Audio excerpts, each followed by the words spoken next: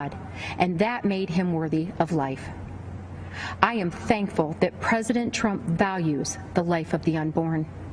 By trying to, when we pushed for him to attend his neighborhood school with his sisters, we were told, just go home and let us do what we do. When I inquired about functional learning, I was told, this is all you get, like it or not. Well, I did not like it. One size did not fit all. So I helped fight to pass legislation in Ohio for a special needs scholarship so that all students could choose the right program for their needs. I worked to start a new functional learning program. Samuel was invited to the house. I was able to fit in. I made many friends. I became a part of my community. My teachers helped me become the best I can. President Trump shook my hand and said, "Wonderful job, Mom. Your son is amazing." Unlike the doctor who told to end Samuel's life before it even began, President Trump did not dismiss my son. He showed Samuel he valued him and was proud of what he accomplished. President Trump gave Samuel an equal seat at the table. Tonight, I would like to extend my thanks to President Trump and his administration for their work toward making every student's dream of a meaningful education a reality, and for fighting to ensure every child in America has an equal seat at the table of education freedom and an equal opportunity in life. Thank you, and may God bless America.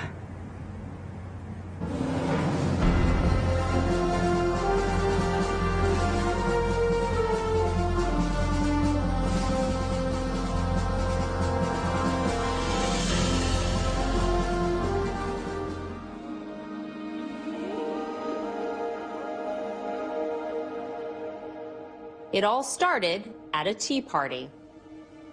13 years before the American Civil War, civil unrest and division separated countrymen into two opposing camps. One determined to keep African American people enslaved, the other determined to see all people free. Elizabeth Cady Stanton and Lucretia Mott felt the call to fight for that freedom when they were selected as delegates for an anti-slavery convention. But upon arrival, were told they could not speak or vote at the male-dominated event. On July 9, 1848, Mott, Stanton, and 3 other women met for tea.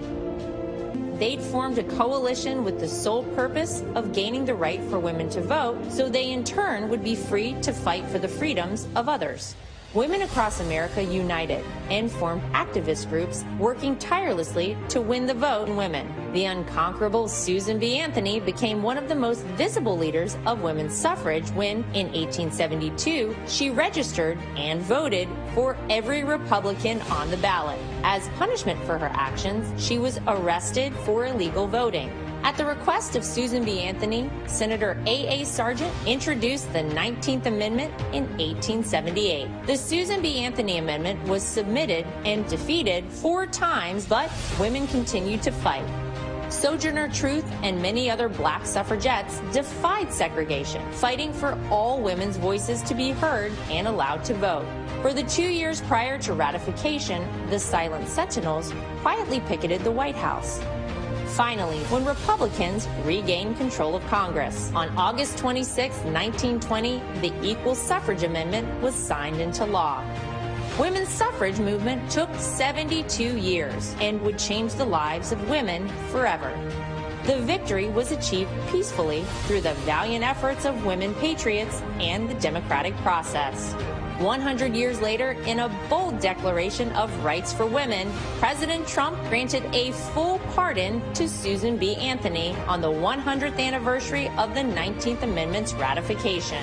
Women's suffrage was born from a desire to fight for the freedom of others. Now, we, the great patriots of America, will band together once again, and with one unified voice, we will vote for freedom.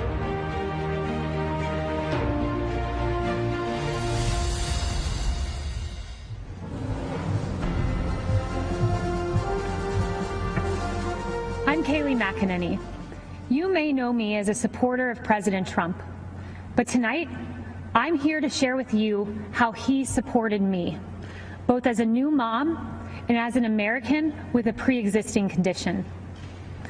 When I was 21 years old, I got a call that changed my life.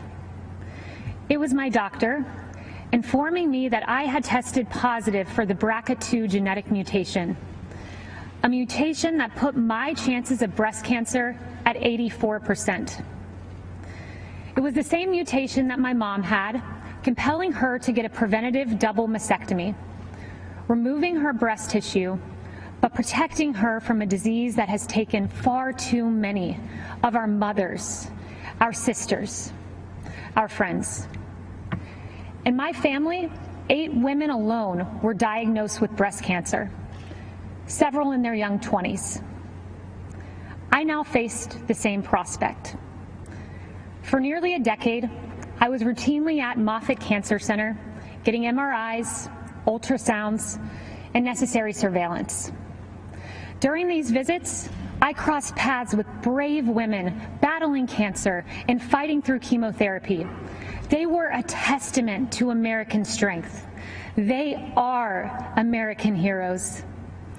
On May 1st, 2018, I followed in my mother's footsteps, choosing to get a preventative mastectomy. I was scared.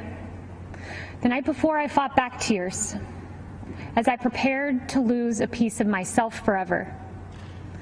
But the next day, with my mom, dad, husband, and Jesus Christ by my side, I underwent a mastectomy, almost eliminating my chance of breast cancer, a decision I now celebrate.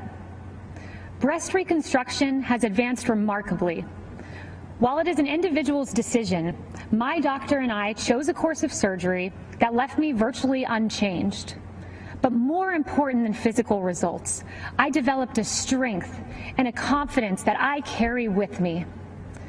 During one of my most difficult times, I expected to have the support of my family, but I had more support than I knew. As I came out of anesthesia, one of the first calls I received was from Ivanka Trump. As I recovered, my phone rang again. It was President Trump calling to check on me. I was blown away. Here was the leader of the world caring about my circumstance. At the time, I had only met President Trump on a few occasions, but now I know him well, and I can tell you that this president stands by Americans with pre-existing conditions. In fact, President Trump called me this morning. I spoke with him several times today, and he told me how proud he was of me for sharing this. Removed from our pledge, erased from our history,